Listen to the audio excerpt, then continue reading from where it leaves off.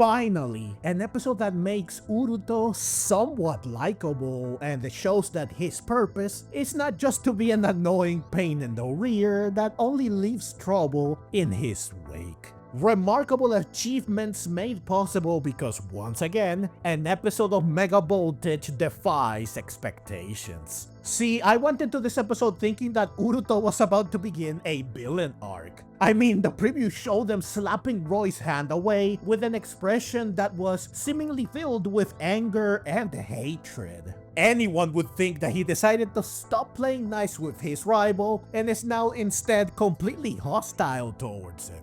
However, it turns out that this isn't the face of animosity and rage, but rather the face of someone who just went through something they have a severe aversion to.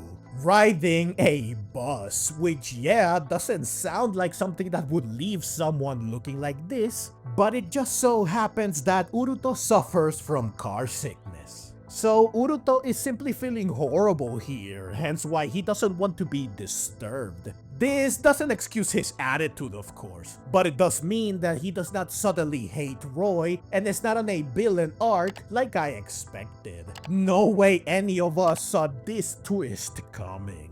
Though we only learn of his weakness near the end of the episode. Therefore, at this point I was still very much expecting him to embrace the dark side. After all, the preview also showed him with a strong sphere. Strong spheres being, just like I predicted, a new product from the Exceed company that are a further development of the contraption Spino used in episode 89 to make the heroes go berserk.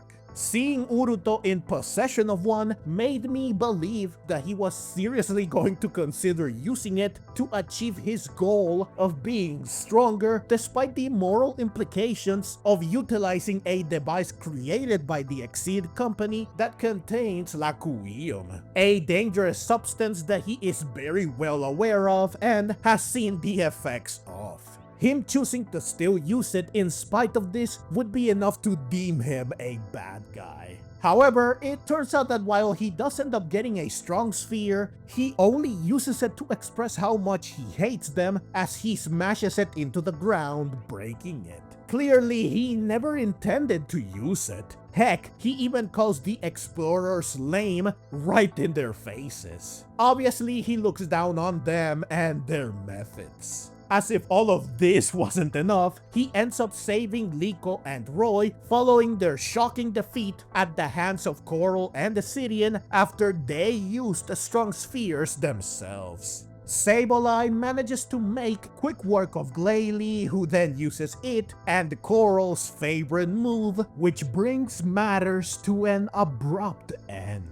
So far from embracing the dark side and becoming a villain, Uruto actually ended up becoming a hero, saving the main characters, humiliating the villains, and essentially spitting on their new product which they worked so hard to promote. And he did all of this in front of a crowd that was here to witness the unveiling of said new product. All I could do was clap, like, this is the man right here. What a badass. I immediately wanted to take back almost everything bad I said about him, as well as apologize for believing that he was going to go down the wrong path.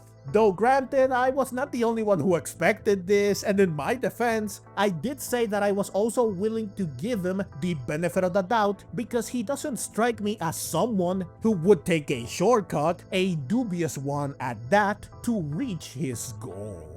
In any case, I'm sorry, Uruto. I was mostly wrong about you. I say mostly because he goes right back to being annoying as well as full of himself since he decides to officially join Liko and Roy on their journey, something I'm sure we all saw coming by the way, because they will need saving again. Though granted, I feel that this is just a way for him to deflect how he really feels. skills. Also, his fear of talking to girls crops up here again. He even blushes, and Roy says teasingly that Uruto will only have eyes for the Pokemon on their journey, right? Hinting that Uruto might actually have a crush on Liko, or suggesting he might develop one, something I already suspected ever since episode 92. So yeah, while I cannot say that I suddenly like Uruto and think he's the best character ever, I will concede that he is not as bad as I initially thought, nor is he a pointless character. Now, there are of course several other things about this episode beyond Uruto that need to be addressed. First, Coral and Sidian are back, but unfortunately, as much as I would love to say that it's nice to see them again, I feel like they are not who they used to be. Or rather, they are, it's just that something feels off about them. They, especially Coral, since Sidian still doesn't talk much or display much emotions, feel like they are putting on an act. When they make their appearance, they feel like idols, rock stars, celebrities, etc. People that are looked up to and admired by the masses. In fact, several people from the audience, some of which are clearly plants paid to be there to influence others, call out to them while screaming with delight, like they are happy and excited to see Coral and Sidian, who act a part. Again, Coral especially, smiling, waving at people, and pretending to be individuals that others want to emulate. In fact, many in the audience say that they want to be like them. Coral even keeps up the facade with Liko and Roy, saying that it's been a while and she's happy to see them, like they are old friends, even though we know she hates them. She even pretends to be hurt when they call her out for who she actually is, so that the audience defends her, as opposed to firing back with anger like she normally would. My guess is that since they went from an evil, shadowy organization to a noble, transparent organization instead, they must keep up appearances. They can no longer act like themselves, which is to say, they cannot use underhanded or unhinged tactics, threaten opponents, employ foul language, eliminate obstacles without scrutiny, operate with ruthless efficiency, etc. Basically, they cannot act like bad guys anymore. This is why they feel hollow, like shadows of who they once were, masked by forced charm and artificial smiles. They really haven't changed, they are just playing a part. But the act has costed them something. They're back, yes, but only physically. In spirit, in presence, Coral and Sidian aren't truly here. What once made them feel dangerous, compelling, and entertaining is gone. Buried beneath the performance they are forced to uphold. This is quite unfortunate. Though Coral hilariously lets the mask crack several times, especially when Uruto confronts them.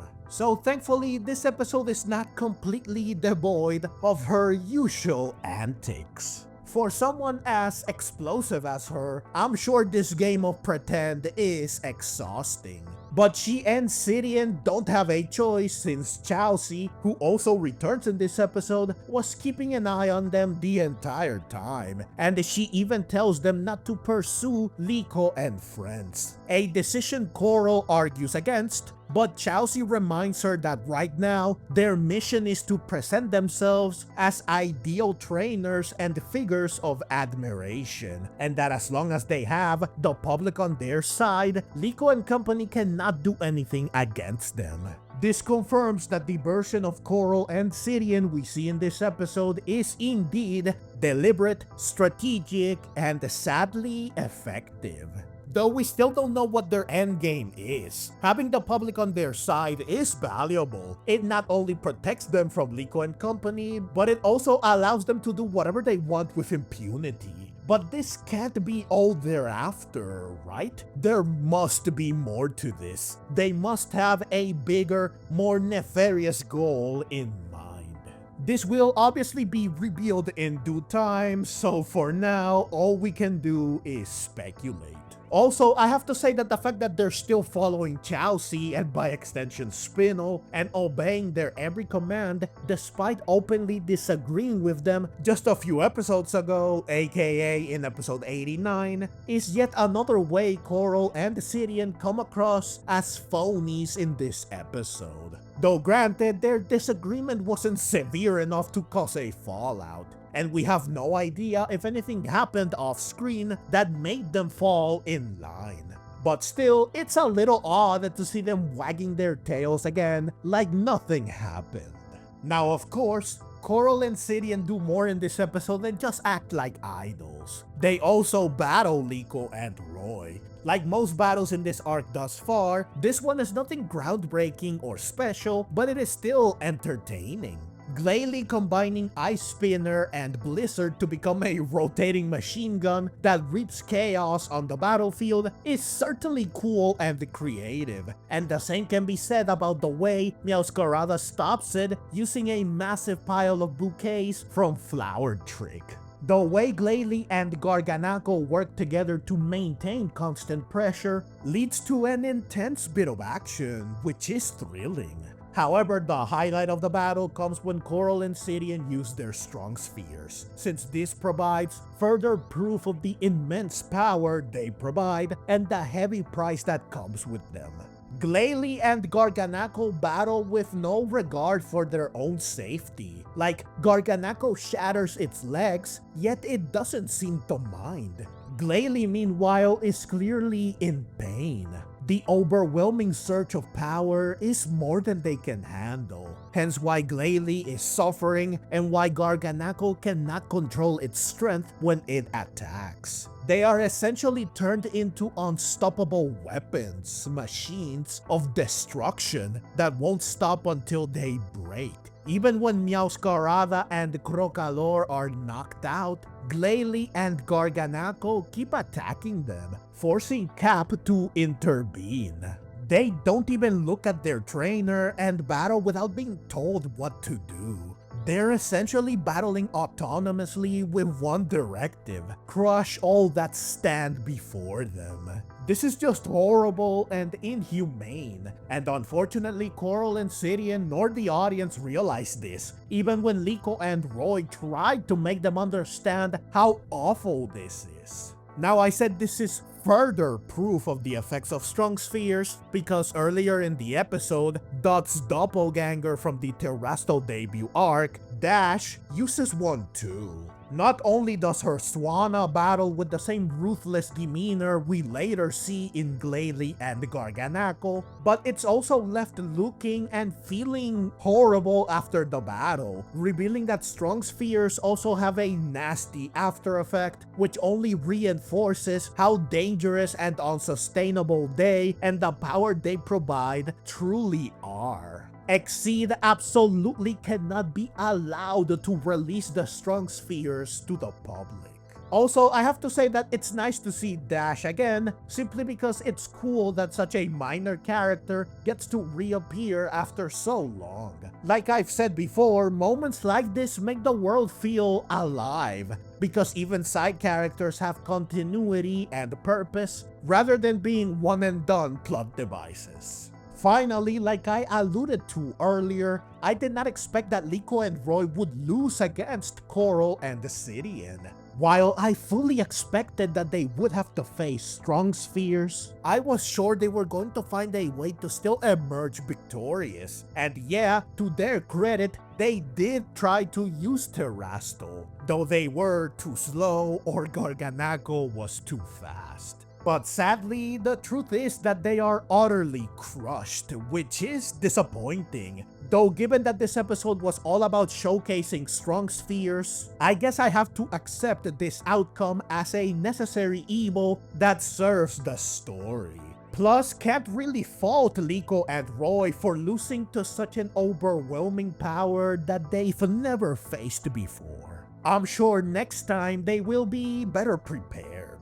So yeah, overall, this episode was excellent. It doesn't just subvert expectations, it reframes the narrative. Uruto, who I wrote off as a nuisance, becomes the unlikely hero who stands his ground and rejects corruption and evil. Meanwhile, Coral and Sidian return, not as the menacing figures they once were, but as carefully curated personas, polished, hollow, and tragically unrecognizable.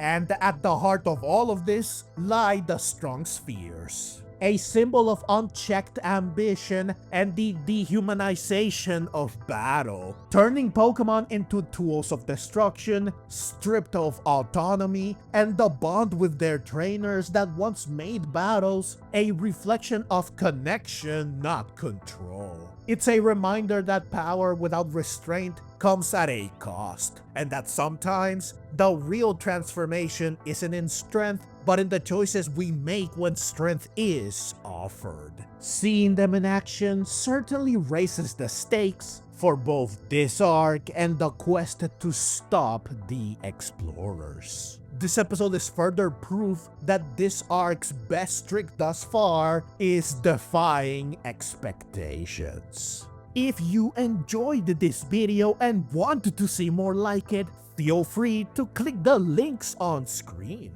And if you'd like to support the channel and help me keep making content like this, you can find ways to do so in the description below. Your support truly means the world to me. Thank you so much for watching, and let's meet again in the next video.